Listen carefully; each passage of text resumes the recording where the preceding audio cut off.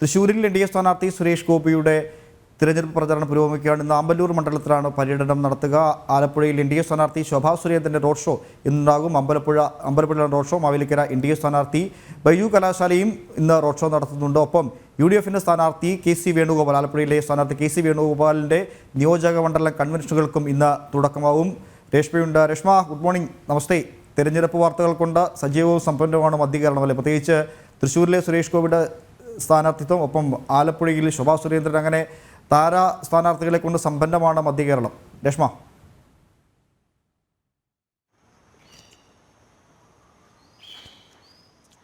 Morning Umesh, താരസ്ഥാനാർത്ഥികളെ കൊണ്ട് സമ്പന്നം തന്നെയാണ് മധ്യകേരളം. പ്രത്യേകിച്ച് തൃശ്ശൂരും ആലപ്പുഴയും ശക്തമായിട്ടുള്ള ത്രികോണ മത്സരങ്ങൾ നടക്കുന്ന ഒരു രണ്ട് മണ്ഡലങ്ങളാണ് തൃശ്ശൂരും ആലപ്പുഴയും. ഇവിടങ്ങളിൽ രണ്ട് ഇടങ്ങളിലും NDA നിർത്തിയിട്ടുള്ള അതിശക്തരായിട്ടുള്ള സ്ഥാനാർത്ഥികളെ തന്നെയാണ് സുരേഷ് ഗോപിയും അതോടൊപ്പം തന്നെ ശോഭാ സുരേന്ദ്രനും. ഇരുവരും ഒന്നാം ഘട്ട പ്രചരണം പൂർത്തിയായി വരികയാണ്. ആലപ്പുഴയിൽ ശോഭാ സുരേന്ദ്രന്റെ പ്രചാരണം അത് വലിയ രീതിയിൽ പുരോഗമിക്കുന്നുണ്ട്. 7ാം ദിവസം കടക്കുകയാണ്. റോഡ് ഷോ ഇന്ന് അമ്പലപ്പുഴയിൽ ഉണ്ടാകും. അതോടൊപ്പം തന്നെ KC വേണുഗോപാലിന്റെ നിയോജക മണ്ഡലം കൺവെൻഷൻ, അതായത് UDF സ്ഥാനാർത്ഥിയായിട്ടുള്ള KC വേണുഗോപാലിന്റെ നിയോജക മണ്ഡലം കൺവെൻഷനും ഇന്ന് തുടക്കമാകും.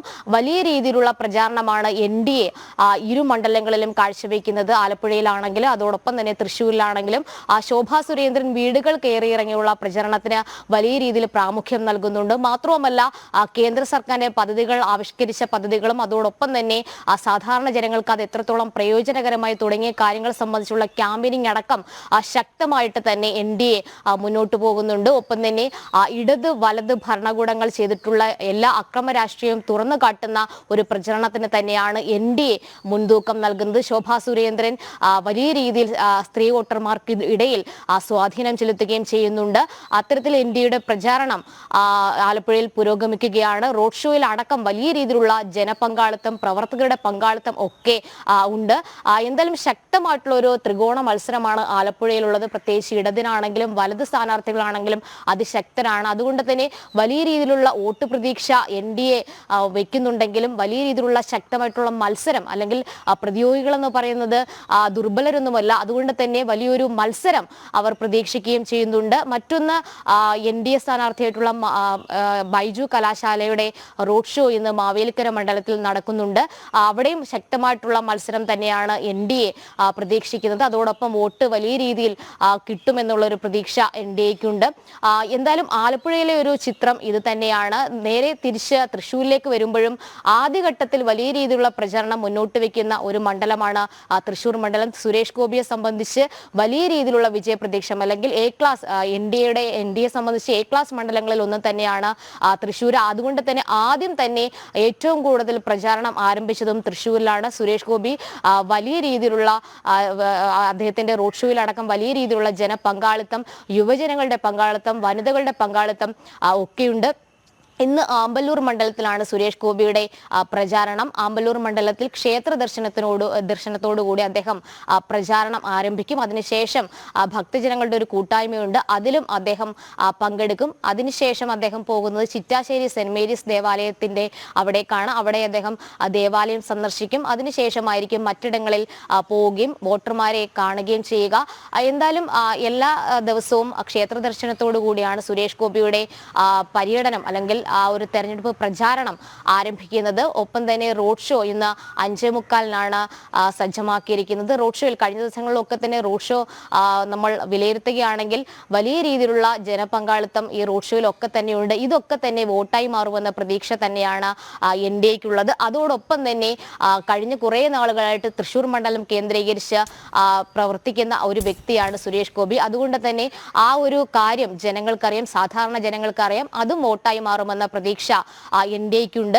മറ്റൊന്ന്, അവിടുത്തെ ഇടത് വലത് സ്ഥാനാർത്ഥികൾ തന്നെയാണ്. അവരും അവരുടെ പ്രചാരണം മുന്നോട്ട് പോവുകയാണ്. VS സുനിൽകുമാർ, K മുരളീധരൻ, ഇവരുടെയൊക്കെ മണ്ഡലം കൺവെൻഷനുകൾ പുരോഗമിക്കുകയാണ്. അതിശക്തരായിട്ടുള്ള സ്ഥാനാർത്ഥികളെ തന്നെയാണ് പ്രതിയോഗികളായിട്ട് കിട്ടിയിട്ടുള്ളത്. അതുകൊണ്ട് വലിയൊരു മത്സരം തൃശ്ശൂരിൽ പ്രതീക്ഷിക്കുകയും ചെയ്യുന്നുണ്ട്. എന്തായാലും A ക്ലാസ് മണ്ഡലമായതുകൊണ്ട് തന്നെ താരപ്രചാരണം തന്നെയാണ് തൃശ്ശൂരിൽ നടക്കുന്നത്.